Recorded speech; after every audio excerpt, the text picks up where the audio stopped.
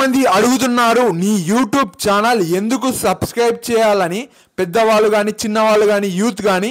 నేను చెప్తున్నాను, నా యూట్యూబ్ ఛానల్ ఎందుకు సబ్స్క్రైబ్ చేయాలంటే ఏదో ఒక ఇన్ఫర్మేషన్ మీకు తెలుస్తూనే ఉంది. ఇప్పుడు మనం చూస్తే సోమవారం అగ్రికల్చర్ మార్కెట్లో ఎలా ఉంది పరిస్థితి, గంజి అంటారు ఆడ ఎలా ఉంది పరిస్థితి అని, ఎంతమంది వచ్చారు, సంత ఎలా చేస్తున్నారు, గొర్రెలు కానీ లోపల వెజిటేబుల్స్ అమ్మడం కానీ ఇలాంటివి చెప్పడం జరిగింది. మన గద్వాల్ రోడ్ల పరిస్థితి ఎలా ఉందని ఒక వీడియోలో చెప్పడం జరిగింది. ఆ వీడియో తీసుకపోయి మీరు కలెక్టర్ కార్డు పెట్టుకోవచ్చు, ఏమైనా చేసుకోవచ్చు. అది మంచి వీడియో. ఓకే, అది చూడలేదు. ఓకే, ఇంకా సినిమా షూటింగ్ గద్వాల్లో ఎలా జరిగింది, సినిమా షూటింగ్ అలా వాళ్ళు ఎలా తీస్తారు సినిమాని మీరు తెలుసుకోవచ్చు. అదే మీరు వాళ్ళు ఏమి తింటారు, మనలాగానే తింటారా, మన స్పెషల్ తింటారా అని కొందరు తెలుసుకోవాలని ఉంటుంది. అది కూడా చూపించాను. మనం ఇప్పుడు రామచిలుక జాతకం అని తీయడం జరిగింది. అది ఎంత ఇన్ఫర్మేటివ్ వీడియో అంటే వాళ్ళు జాతకం ఎలా చూస్తారు అనేది మీరు తెలుసుకోవచ్చు, చూడొచ్చు. కొంతమంది చూడని వాళ్ళు ఉంటారు, పైసలు ఉన్నోళ్ళు. కానీ కొంతమంది ఇందిరమ్మ ఇల్లులు ఎలా ఉంటుంది లోపల అని చూడలేదు, నేను చూపించడం జరిగింది. ఇంకా రామచిలుక జాతకం అతని పరిస్థితి ఏంది, వాళ్ళు ఎలా సంపాదిస్తున్నారో, అలాంటి వాళ్ళ జీవితం ఏంటి, ఛాయ్ అమ్మే వాళ్ళ జీవితం ఏంటి అని నేను తీస్తూనే ఉన్నాను. మీకు అర్థం కావట్లేదు. ఇంకా ఇదే క్వశ్చన్ మీరు రాజకీయ నాయకులను అడిగితే బాగుంటుంది. మేము ఓటేసాము, మీరు మాకు ఏం చేశారని అడగొచ్చు, లేకపోతే మేము ఎందుకు ఓటేయాలని కూడా అడగొచ్చు. ఓకే, మీరు సబ్స్క్రైబ్ చేస్తే నాకు సపోర్ట్ ఇచ్చినట్టు అవుతుంది. అదే మన కొన్ని ఊర్లు కూడా చూపించడం జరిగింది. శెట్టి ఆత్మకూరు విలేజ్ పూర్తిగా చూపించాను, పుటంపల్లి విలేజ్ కొద్దిగా చూపించాను. ఇలాంటి ఊర్లు కూడా చూపించడం జరుగుతుంది, కొన్ని ప్రదేశాలు కూడా చూపించడం జరుగుతుంది. మళ్ళీ ఈరోజు నిన్న కేటీఆర్ వచ్చారు. మళ్ళీ కేటీఆర్ గారు ఆ వీడియో చూసారా లేదా అనేది మనకు తెలియదు. అది సమస్య అని చెప్పుకోవచ్చు. ఆ డబుల్ బెడ్రూమ్ ఇల్లు ఎలా ఉన్నాయి గోన్పాడ్లో అని చూపించడం జరిగింది, డ్యామేజ్లో ఉన్నాయని మీకు చూపించాను. ఇలాంటి మంచి మంచి వీడియోలు తీస్తూ ఉంటాను. అదే మన వేరే విషయాలకు వస్తే నా యూట్యూబ్ ఇన్కమ్, నేను వీడియోలు తీస్తున్నాను. చాలామంది అడుగుతున్నారు ఎంత సంపాదించావు, ఎన్ని కోట్లు కొంటావు, ఎన్ని లక్షలు కొట్టినావు అన్నట్టు కాకుండా ఎంత సంపాదించావు అని అడగడం జరిగింది. వస్తున్నాయని పైసలు అందరికి డౌట్ వచ్చాయి. ఎలాంటి పైసలు రావట్లేదు, గుండు సున్నా. బేటీ వాళ్ళు ఇవ్వట్లేదు, యూట్యూబ్ కంపెనీ ఇవ్వట్లేదు. మొత్తానికైతే చదువులో గుండు సున్నా అన్నట్టు ఇక్కడ మన పైసల విషయంలో కూడా ఇక్కడ యూట్యూబ్లో గుండు సున్నా అని అవుతుంది. మన చదువులో పాస్ మార్క్ కానీ ఇంకా అది వదిలిపెడితే ఇక యూట్యూబ్లో మాత్రం గుండు సున్నా రావడం జరిగింది ప్రస్తుతానికి. అది ఎప్పుడు రేపు ఎంత వస్తుందని మనకు తెలియదు. బయటి వాళ్ళు కూడా మనం ఛాయ్ కాడ తీస్తుంటాం. ముఖ్యంగా ఇన్స్టాగ్రామ్లో వేరే వాళ్ళ రీళ్ళు పెడుతూనే ఉంటాం. ఇక్కడ సినిమా ముచ్చట్లు కానీ, ఇక్కడ మనం సినిమా తీసాం, ఇలా సినిమా ఉంది అని, ఏ కన్ను చూడదనా అని. ఆ సినిమాకి కూడా నాకు ఎలాంటి రూపాయి ఇవ్వలేదు. ఓకే, మనం ఛాయ్ కాడ పోతుంటాం, ఛాయ్ వాళ్ళు అవు బాబు 1 రూపాయి ఇవ్వు అని ఇచ్చిన వాళ్ళు లేరు. గణపతి కాడికి పోతుంటాం, గణపతిల కాడ కూడా ఎవరు నాకు రూపాయి ఇవ్వలేదు, పెట్రోల్ పైసలు కూడా ఇవ్వలేదు. ఇంకా చాలా మంది ప్రసాదం కూడా పెట్టలేదు, ప్రసాదం ఎవ్వరు పెట్టలేరు అని చెప్పుకొచ్చి ఇది చాలా బాధాకరం.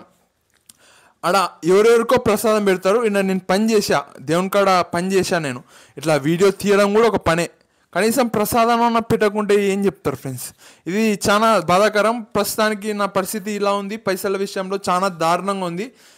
ఒక యుద్ధం చేయాల్సి వస్తుంది. ఇంకొకటి, అన్న ఫోన్ కొన్నావు. నేను ఎలాంటి ఫోన్ కొనలేదు, జస్ట్ ఫోన్ కవర్ కొన్నాను. ఇది కూడా 100 రూపాయలు. నేను ఎందుకు ఇలా అడుగుతున్నాడో తెలియట్లేదు. జస్ట్ ఫోన్ కవర్కే ఇంతమంది అడగడం జరిగింది. ఇంకా ఇది ఎందుకు కొన్నాను అంటే పాతగా అయింది కాబట్టి కొన్నాను, అది మొత్తం మిరిగిపోయింది. ఇది కొనడం వల్ల ఎవరెవరైతే నా ఫోన్ని బాగాలేదు అది ఇది అన్నారో వాళ్ళకు ఒక ఆన్సర్ అని చెప్పుకోవచ్చు. జస్ట్ పౌచ్ మార్చడం వల్లనే వీళ్ళకి ఇంతమందికి కొత్త ఫోన్ ఎంత మంచి తీసారా అని డౌట్ వచ్చింది. చూడండి, జస్ట్ ఫోన్ కవర్కే ఇంత విలువ ఉంది. ఫోన్ కూడా మార్చలేదు నేను, అంత మంచి ఫోన్ అయిపోయింది నా ఫోన్ జస్ట్ ఇది మార్చడం వల్ల. ఇంకా వేరే విషయాలకు వస్తే, మన వ్యాపారం తీసేస్తావా అని ఇబ్బంది పెడుతున్నారు. వ్యాపారం తీసేయను, రోజుకి వ్యాపారం అనేది కొద్దిగా అప్పటికన్నా ఇప్పుడు పికప్ అయ్యింది. ఇలానే ముందరికి వస్తాను. బిజినెస్ కూడా మంచిగా జరిపించుకుంటాను. వేరే వాళ్ళని కూడా కొద్దిగా వాళ్ళతో మంచిగా మాట్లాడడానికి ప్రయత్నిస్తాను. ఇంకా బిజినెస్ కూడా అప్పటికన్నా ఇప్పుడు బాగా నడుస్తుందని చెప్పుకోవచ్చు. ఇంకా వేరే విషయాలకు వస్తే మనకు నీది ఆ పార్టీయా ఈ పార్టీయా అని అడగడం జరుగుతుంది. అదే రాజకీయం వచ్చేసి నేను ఎలాంటి పార్టీలో లేనని చెప్పుకోవచ్చు ప్రస్తుతానికి. ఇప్పుడు మనం కొద్దిగా అంతో ఇంతో మీ వల్ల సెలబ్రిటీ అవ్వడం జరిగింది కాబట్టి ఆ పార్టీ ఈ పార్టీ అనే చర్చ వస్తుంది బేట. మా అవ్వ తాత వాళ్ళు వచ్చేసి బీజేపీ, ఇంకా అప్పుడు బీజేపీ అని. ఇప్పుడు మన కేశవులు సార్ గారితో మెగాస్టార్ మరి వేరే వీడియోలు తీయడం వల్ల కేశవులు మనిషి అని. ఇప్పుడు చూస్తే ఎమ్మెల్యే కృష్ణమోహన్ రెడ్డి గారి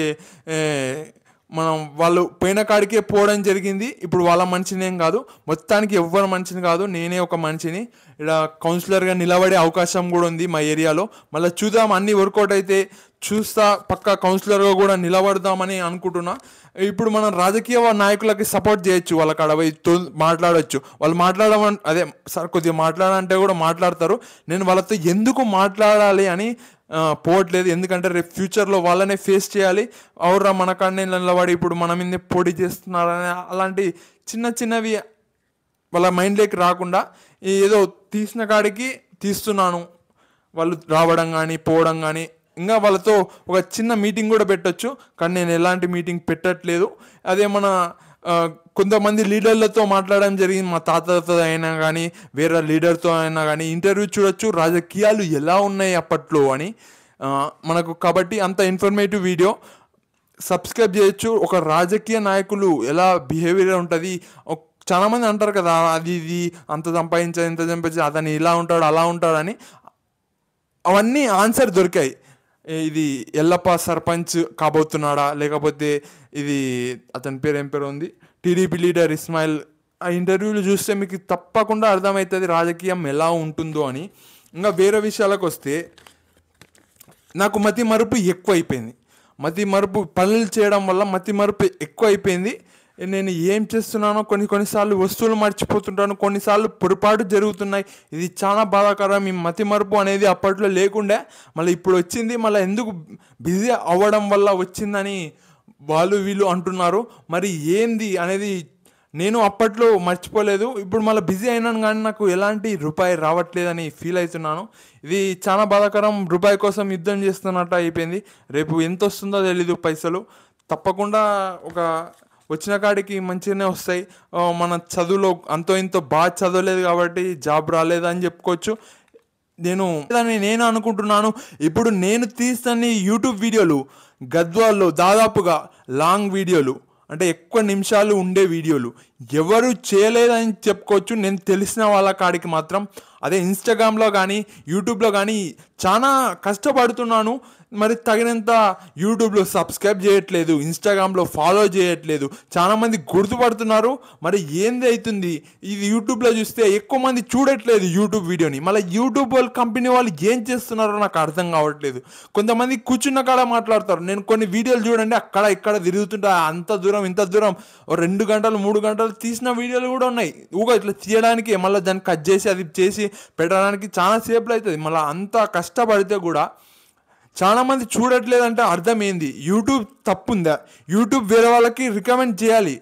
పిల్లగాడు ఇంత కష్టపడినాడని యూట్యూబ్ రికమెండ్ చేస్తలేదు. ఇట్లా మన గద్వాల్ ప్రజలు ఇక్కడ వాట్సాప్ గ్రూపులలో కానీ తెలిసిన వాళ్ళు కానీ సబ్స్క్రైబ్ చేయట్లేదు. ఇది చాలా బాధాకరం.